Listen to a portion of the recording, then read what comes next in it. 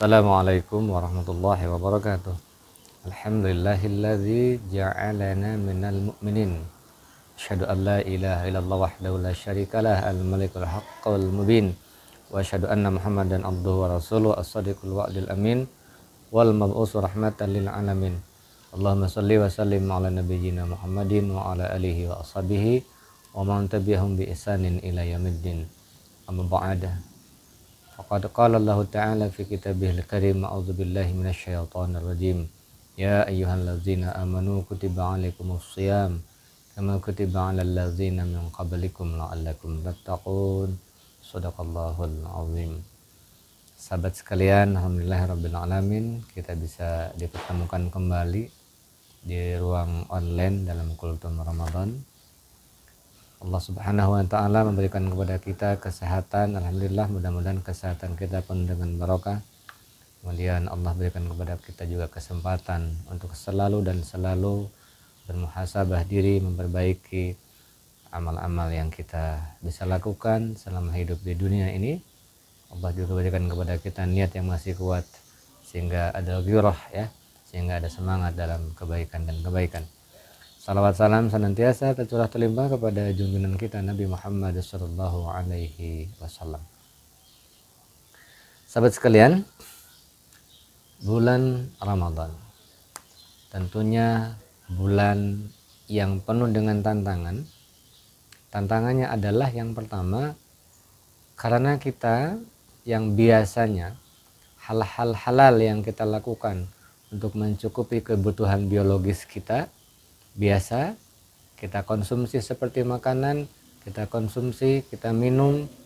Kemudian di bulan Ramadan ini yang halal, kemudian ketika dilakukan selama kita berpuasa, misalnya jam 8, jam 9 pagi, kita tidak boleh lagi makan, tidak boleh lagi minum.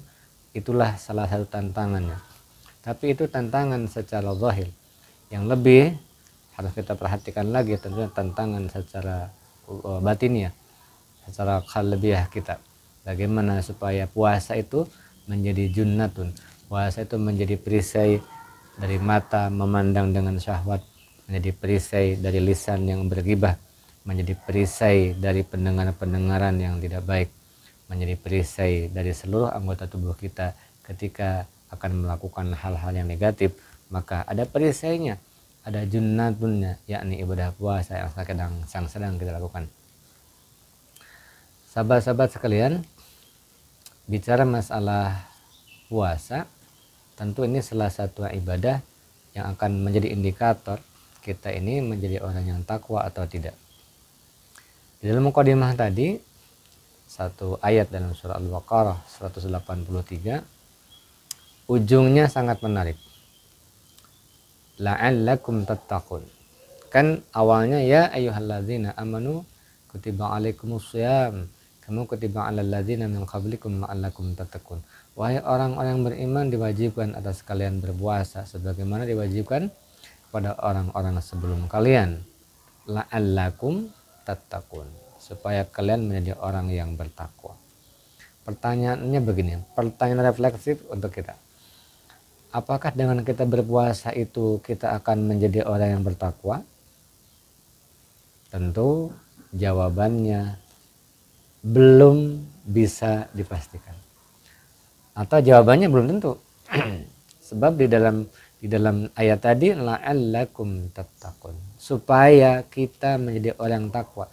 Dengan puasa itu ada satu harapan besar yang Allah berikan konsepnya kepada kita supaya kita menjadi orang takwa. Tapi tidak otomatis siapa yang berpuasa maka dia akan jadi orang takwa. Tidak otomatis seperti itu. Tapi minimal dengan dia berpuasa, dia sudah meniti jalan untuk ketakwaan kepada Allah Subhanahu wa taala. Sebab la'alla di situ itu semacam kalimat litaraji, ya. Untuk apa namanya? Untuk berharap. Sebuah harapan. Dan itu harapan itu bisa dicapai dengan cara kita aktif untuk mencapainya. Dengan cara kita punya ghirah, punya semangat untuk mencapai kesuksesan ketakwaan itu. Nah, salah satu perintah Allah yang disebut dengan puasa ini tentu kalau misalnya, ya, Kalau misalnya ini hanya untuk logika bagaimana kita ini supaya lebih semangat saja ya. Jadi begini, sebenarnya kalau kita tanya nih diri kita dengan jawaban yang sifatnya zahiri ya, puasa itu menyenangkan atau tidak? Atau ada unsur keterpaksaan nggak sih untuk kita berpuasa itu? Mungkin di antara kita, atau kalau kita tanya kepada anak-anak ya, puasa itu terpaksa nggak? Mungkin mereka akan menjawab, terpaksa sih puasa. Nah, gitu. Kemudian misalnya mereka sholat jamaah tuh, terpaksa nggak sih? Mungkin jawabannya terpaksa juga sholat jamaah. Mereka baca Quran tuh, mereka ngaji tuh. Ketika kita tanya, terpaksa nggak? Mungkin secara jujur akan dikatakan terpaksa. Jadi pada dasarnya sebenarnya mungkin kita pun melaksanakan ketaatan kepada Allah Subhanahu wa taala itu ada unsur keterpaksaan dari awalnya. Jadi kita sholat mungkin kita ada unsur terpaksa nih. Kita puasa mungkin ada unsur juga kita terpaksa puasa. Tetapi itulah makna kenapa orang itu dikatakan takwa, karena bisa mengalahkan rasa keterpaksaan itu, kemudian dia pasrah kepada Allah Subhanahu wa taala karena itu perintah Allah, maka itulah seorang yang muslim, seorang yang berserah diri. Dan akhirnya nanti ketika berserah diri dengan segala macam apa yang diperintahkan Allah Subhanahu wa taala, maka dia naiklah derajat menjadi orang-orang yang takwa dalam pandangan Allah Subhanahu wa taala. Nah, itulah kenapa ini menarik ya, indahnya untaian hadis Nabi Muhammad SAW ketika beliau bersabda, huffatil jannatu bil makari wa huffatin nar bisyahawat. Diliputilah ya, huffatil jannah, diliputi surga itu bil makari dengan hal-hal yang membuat kita benci kepadanya. Ya, bukan membenci surganya. Artinya benci hal-hal yang akan menunjukkan kita amal-amal ke surga. Tetapi wahufatin nar bisyahwat. Tetapi neraka itu diliputi oleh syahwat-syahwat. Diliputi oleh kesenangan-kesenangan. Nah, itu maknanya. Hufatil jannatu bil makari wahufatin nar bisyahwat. Jadi untuk berbuat kebaikan, menuju surga itu mungkin kita kadang terpaksa. Mungkin kita benci. Kita mau infak sedekah. Sayang nih. Hasil dari payah kok diinfakkan, disedekahkan. Kemudian kita lagi asik-asik istirahat, kita lagi asik-asik makan misalnya, kalau konteksnya tidak puasa ya, bukan bulan Ramadan, ada azan, ada panggilan untuk sholat jamaah, waduh sedang enak-enak, nah, kita terpaksa mengikuti sholat jamaah, kan begitu. Kemudian kita sekarang berpuasa, seandainya saja, ini logika yang untuk memotivasi saja, atau sebuah analogi saja. Andai saja ada satu pengumuman atau informasi atau ada satu maklumat bahwa di bulan Ramadan ini nggak usah puasa, atau seminggu ke depan ada maklumat kaum muslimin nggak usah sholat, ya mungkin saja dalam hati kecilnya, wah seneng nih, wah nggak usah puasa nih, wah nggak usah sholat nih, dan seterusnya. Itulah makna huffatil jannatu bil makari wa huffatin nar bisyahawat. Maka keterpaksaan itu akan menjadi hal yang baik karena memang ibadah itu, karena memang berbuat baik itu, karena memang perbuatan baik itu mungkin pada awalnya memang perlu dengan paksaan.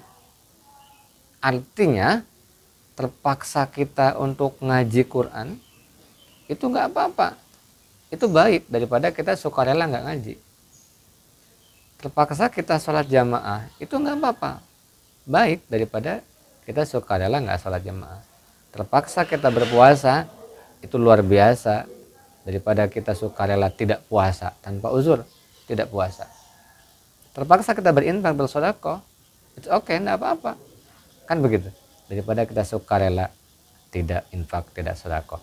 Hanya keterpaksaan itu setiap saat coba kita kikis sedikit demi sedikit, sehingga dari keterpaksaan yang terulang itu akan menjadi sebuah kebiasaan yang nyaman, dan kebiasaan yang nyaman itu akan memunculkan rasa ikhlas, sehingga dalam ibadah kita levelnya, kualitasnya terus naik, diperbaiki. Yang tadinya berbuat baik dengan terpaksa Sehingga ketika sudah ada pengulangan-pengulangan, jadi nyamanlah keterpaksaan itu menjadi sebuah pembiasaan yang baik.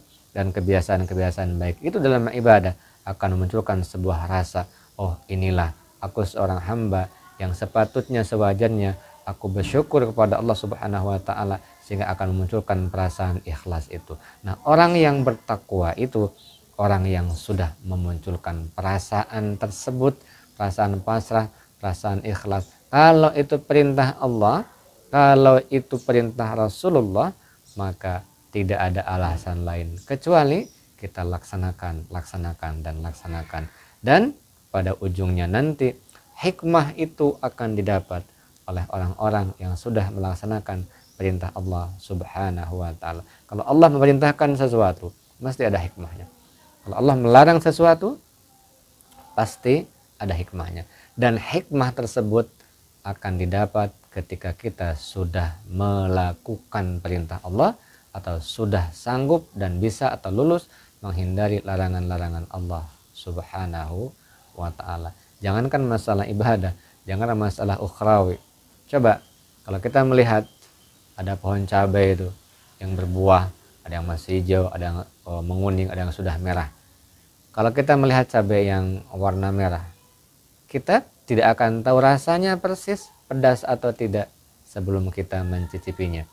Ada satu gelas teh, kita akan mengatakan, wah teh seger nih, teh itu manis nih, ya. Kita tidak akan bisa mengatakan langsung seperti itu sebelum kita mencicipinya. Itu hal kecil yang sifatnya duniawi saja.